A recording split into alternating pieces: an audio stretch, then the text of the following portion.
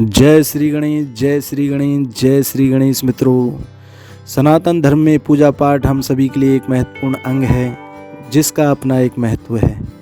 यहाँ देवी देवताओं को पूजा के लिए कई प्रकार की पूजन सामग्री चढ़ाई जाती हैं और तुलसी भी उन्हीं में से एक है। तुलसी को एक अत्यंत ही पवित्र एवं शुद्ध पौधा माना जाता है और श्रेष्ठ स्थान प्राप्त है। भगवान कृष्ण की पूजा तो तुलसी के बिना संपूर्ण ही नहीं होती। ऐसे में गणेश पूजा में तुलसी को निषेध क्यों माना गया है? आखिर क्यों गणेश भगवान के साथ तुलसी जी को स्थान प्राप्त नहीं होता है? क्यों दोनों एक दूसरे के लिए अनुकूल नहीं माने जाते हैं? इस प्रकार के अनेक प्रश्न हमारे मन में होते हैं, जिनके रहस्य को समझने के लिए पौराणिक ग्रंथों में सम्मिलित कथाओं को समझने की अत्यंत आवश्यकता होती है।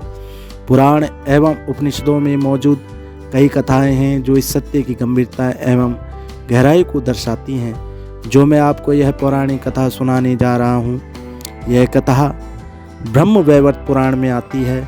इस कथा के अंश इस प्रकार है। एक समय श्री गणेश जी पवित्र नदी किनारे तपस्या में लीन थे। उसी समय देवी तुलसी भी कई स्थलों की तीर्थ यात्राएं एवं पूजा पाठ हेतु भ्रमण के लिए निकली थी।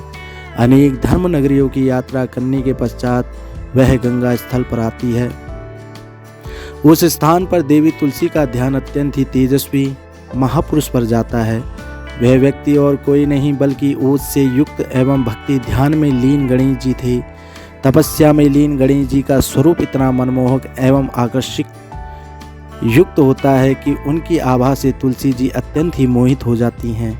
तुलसी जी अपनी मोहवश गणेश जी की साधना में अवरोध उत्पन्न कर देती हैं। तुलसी जी उनके समक्ष जाकर विवाह हेतु निवेदन करती है।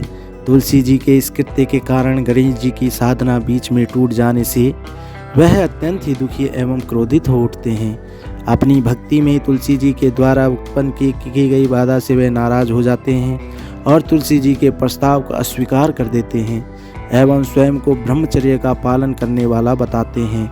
ऐसे में तुलसी जी को इस बात से अत्यंत दुख पहुँचता है। इस अस्वीकार होने के दंश को वह सहन नहीं कर पाती हैं।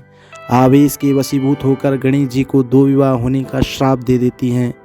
तुलसी जी के इन वचनों को सुनकर गणेश जी अपने ब्रह्मचर्य के खंडित होने की स्थिति को जान जाते हैं तथा वह भी उन्हें क्रोधवश एक असुर की जीवन संगनी होने का श्राप दे देते हैं।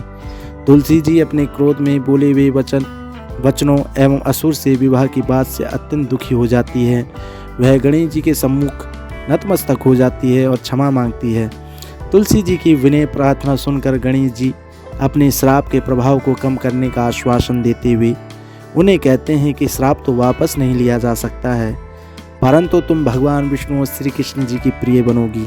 तुम्हारा विवाह एक महान राक्षस शंखचूर्ण के साथ संपन्न होगा, जिसकी ख्याति तीनों लोकों में रहेगी। किंतु तुम परिस्थितियों के कारण तुलसी नामक वृक्ष का रूप धारण करोगी एवं सदा पूजनीय रहोगी। कलयुग में तुम पापों का शमन करने वाली होगी, लेकिन मेरी पूजा में तुम्हारा सदा निषेध ही होगा। मैं तुम्हें कभी स्वीकार नहीं कर पाऊंगा। अतः इस कथन के अनुसार तभी से तुलसी जी के पत्तों को गणेश जी की पूजा में उपयोग नहीं किया जाता है। यदि भक्ति योग कथा आपको पसंद आई हो तो सब्सक्राइब का बटन दबाकर अपनी प्रतिक्रिया अपने शब्दों के साथ जरूर दें।